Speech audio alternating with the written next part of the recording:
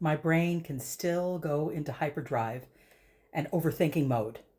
I've noticed after being back home from the hospital, my brain is doing different things. In hospital, all I had to think about was recovery and making sure that I walked, slept, took good care of myself, and asked for what I needed so that I could have a day that was full of progress. Being home has lots more to think about. Setting good boundaries, not overtiring myself, allowing myself to say no, allowing myself to not get too excited about activity, because that slows down my progress. And after a day of lots of activity, the next day I'm completely exhausted. It's getting less, but it's part of the journey, I'm told.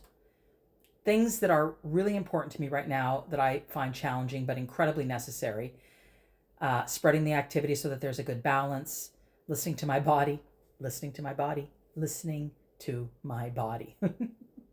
And so I find that my brain has to up its training in terms of being okay and comfortable with resting and relaxing, especially as an antidote to going into overthinking mode. When I sit with myself in that overthinking mode, I engage in the question: what are you actually afraid of here?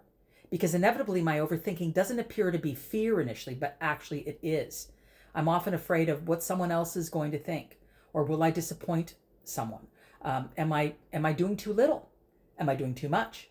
What's the right balance? Am I wasting my time? Am I doing enough? And all of that is part of my overachiever patterning that I learned from family of origin growing up. And that's the overthinking mode. And since I've been home, that is showing up more often. So it has been a major priority for me to neutralize that old pattern and having a process to neutralize that old pattern.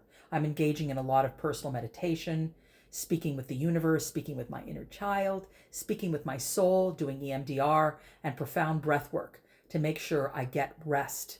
Because often these things happen just as I'm trying to get to sleep. And of course, the most important element of all of this is self-compassion.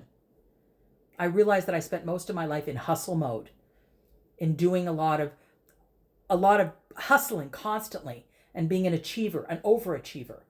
And that's really my comfort zone. It's what I know best. But right now, as I'm healing from what I experience, and you can look back at the videos, it doesn't serve me. It slows down my progress. So I really need to continue to work to be okay with doing less, getting less excited about overcrowding my day.